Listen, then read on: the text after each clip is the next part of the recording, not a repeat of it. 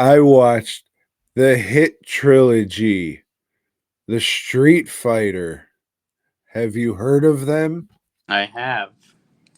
There's three of these, and I'm gonna talk about them all at once because they're pretty much all the same, Joe. So New Line, they were looking for cheap movies.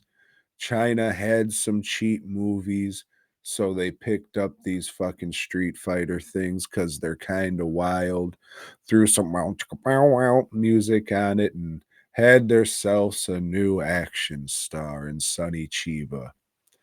So Sonny Chiba plays a mercenary. He's usually hired by the Yakuza, as they say. What's his name in these movies? Terry Shiguri, But Shishimi, just call him Terry all the time. Terry some shit. And I did watch the English dubs because I'm an American, you see, and I wanted to watch a movie and not read a book. Well, it used to be that's the only way you could see these. Well, the default, it'll no. The first two movies, it'll default to the English dub. This third movie, it defaults to the Japanese dub, I'm pretty sure. Or there's two cuts on there. The Japanese cut, I don't I don't think the Japanese cut has the English, and I definitely want whatever Joe. I guess it matters to somebody, but there's two versions of the third movie. I watched the English cut. It was like 4 minutes shorter. Maybe it cut out some gore or something. I don't know because that one felt the tamest, but there still was a lot of blood. So, anyways, fucking old Terry, he's pretty much just karate man, and he goes around karate manning motherfuckers. And there's a lot of blood. It's violent. Like a guy gets his fucking cock ripped off. Old Terry just rips his cock off and goes and shit like that. And like the big effect from the first one is fucking Terry punches a guy and you see like an x-ray of the guy's skull and it kind of crumples up a little bit. But being a modern movie watcher and doing what I do, you just punched a foam skull. So I'm just like, oh, I'm sure that was awesome and shit, back in the day when people first saw it. And I appreciate what they did and all that, but they just punched a fucking polyfoam skull. So I don't think it was the effect that people think is cool because I still think that's cool. I think it's just like the novelty of oh shit they went to X-ray.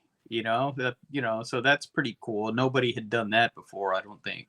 For sure. No, I understand it and appreciate it for that. But, just looking at it for what it actually is, I laughed and probably wasn't the intent. Probably wasn't the intent of a lot of this because this motherfucker comes off like Chinese Dolomite at times with his fucking goofy kung fu and his faces and shit. Yeah, he's very angry. This Terry.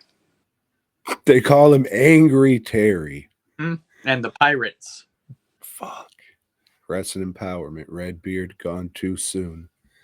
On the second one, he punches a guy's fucking eyeballs out of his head.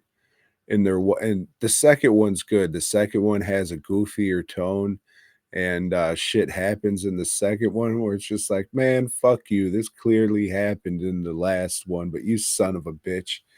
But I like the second one the most. The third one's okay. It doesn't have like that standout kill that the other ones did, but maybe it's in the Japanese cut. Um, this fucking like the old little Terry's origin story.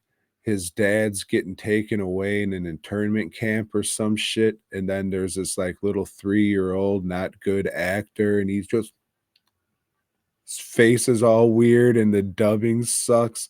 And I laughed every time they showed it in all three of these movies. You let go of my daddy! And shit, dude, and I was fucking rolling. So every time that came up, I was like, ha ha! For reasons. But yeah, they're not the best. I can understand why people who saw them when they were younger are like, oh yeah, these movies are fucking dope. But like besides Mortal Kombat, the first like Hong Kong kung fu movie I seen was fucking The Story of Ricky. So that sets the bar pretty fucking high for wild shit.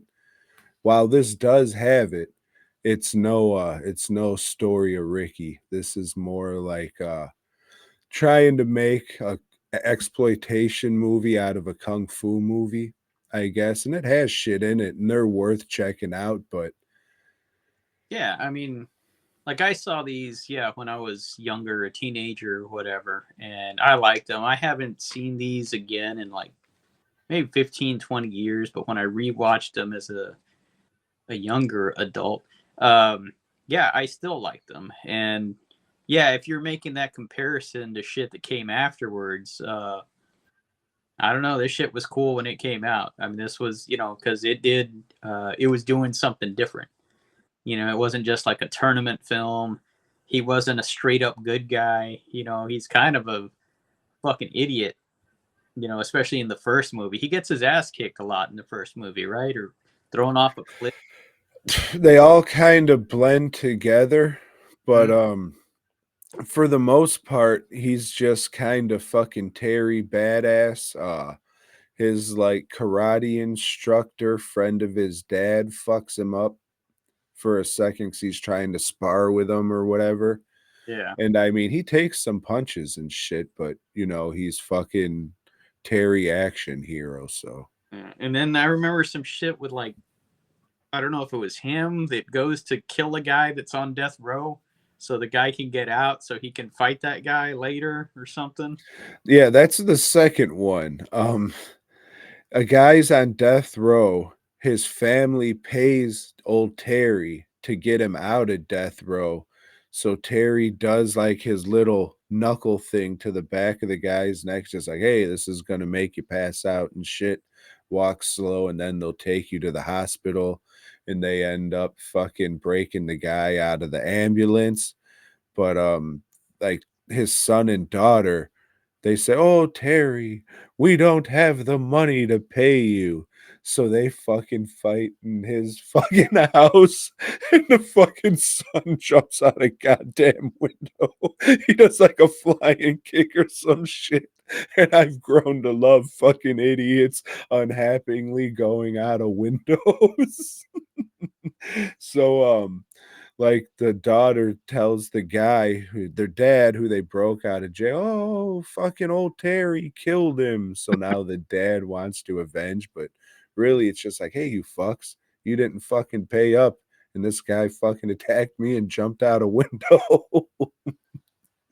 But they're good and worth checking out. I understand why, like you're saying, like, oh, these are great and all that. They're good. I'm gonna keep them in the collection and shit. There's definitely some fun karate and there's gore shit, and this definitely inspired Kill Bill, at least the second one, at least. Well, at least you stopped at these and you didn't go on to the sister street fight. Thanks for checking out the show. We hope you dug it, baby. If so, give us a thumbs up. Subscribe and let us know down below. Support Tom and Joe by heading over to dwnproductions.net and fastcustomshirts.com. Until next time.